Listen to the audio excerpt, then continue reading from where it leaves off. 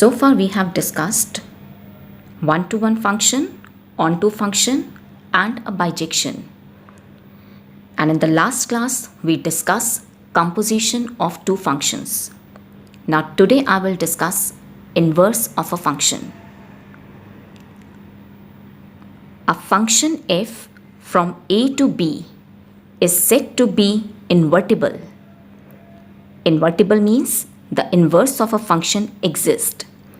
So, function f is said to be invertible if there exists a function g from b to a such that composition of GOF is equal to IA. And here I stands for the identity function, and also composition of f and g, that is FOG, is also an identity function. So a function f from a to b is invertible if we are able to find a function g from b to a such that GOF is equal to identity function and also FOG is equal to the identity function. And here we write inverse of f is equal to g. Now when I say composition of GOF is an identity function, here identity function means that a function from R to R and under the function I, image of every x is equal to x. That means every element is the image of itself under the identity function. You can relate this definition with numbers. In case of numbers, we know that 2 into 1 by 2 is equal to 1.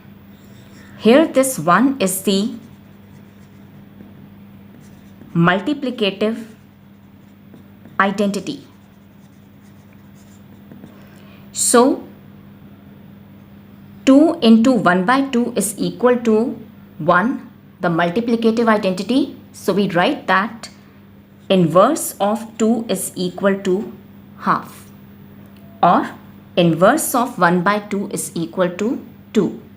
Similarly, in matrices, we studied that if the product of two matrices is equal to the identity matrix I, then A inverse will be equal to B and B inverse will be equal to A.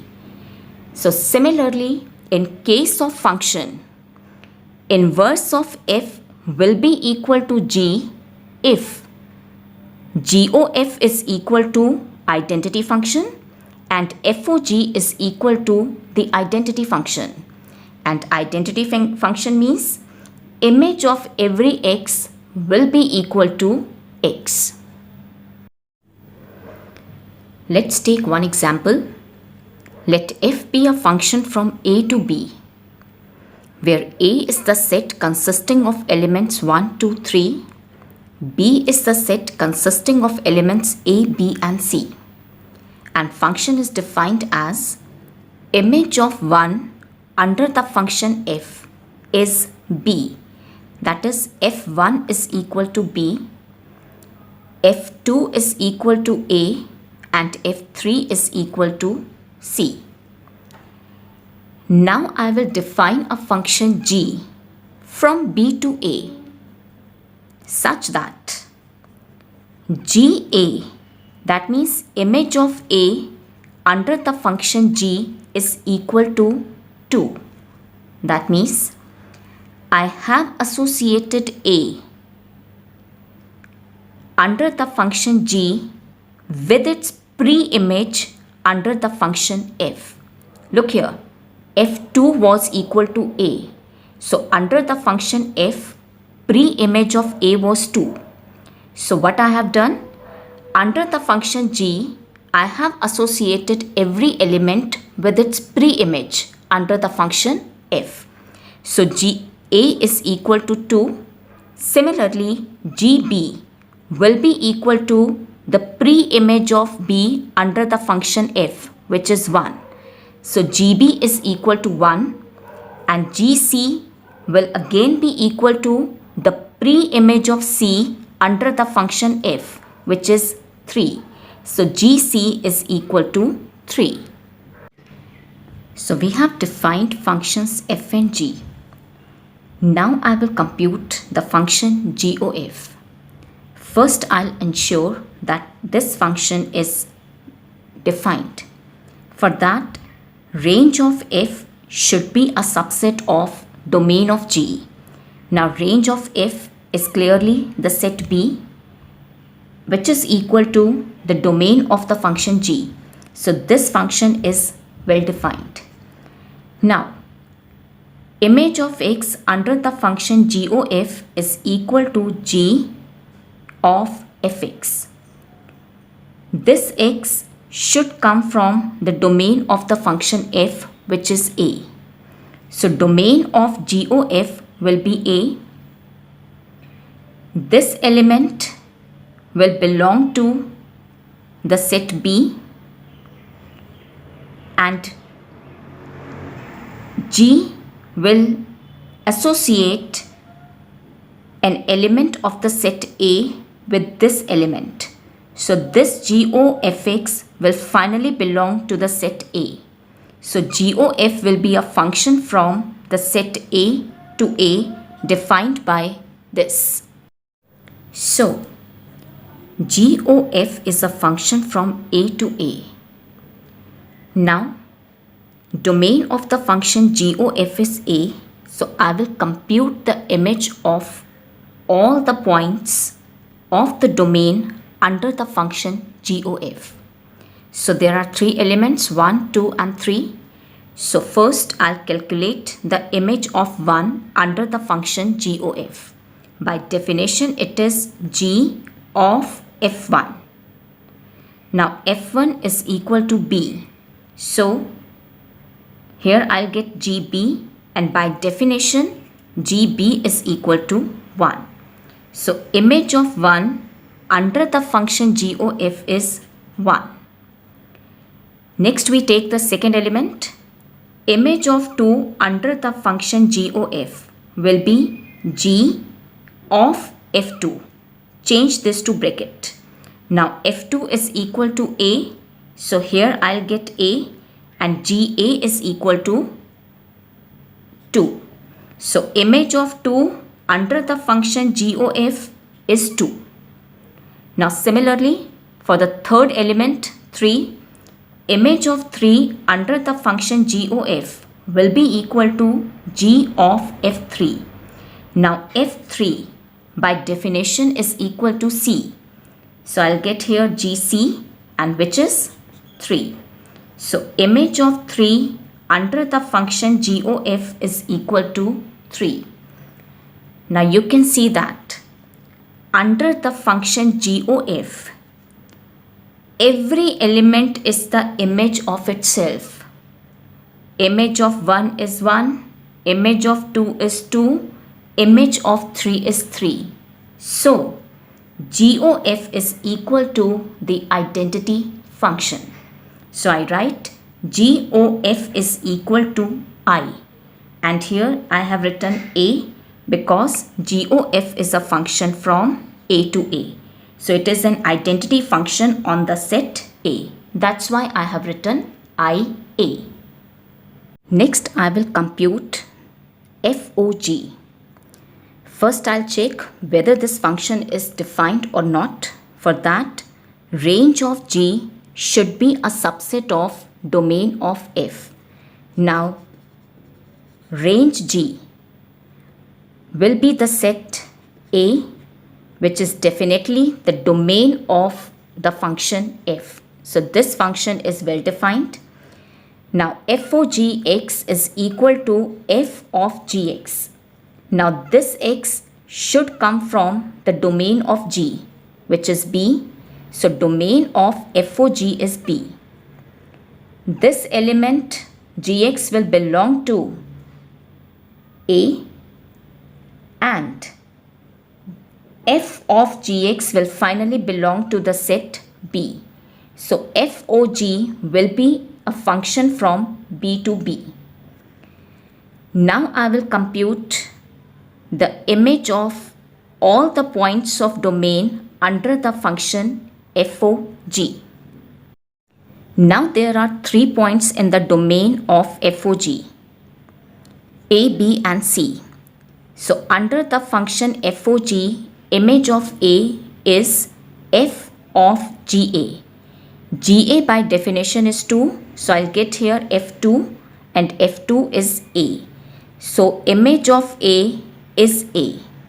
Similarly, image of B under the function FOG will be equal to f of GB.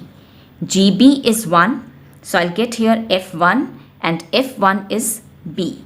So image of B is B.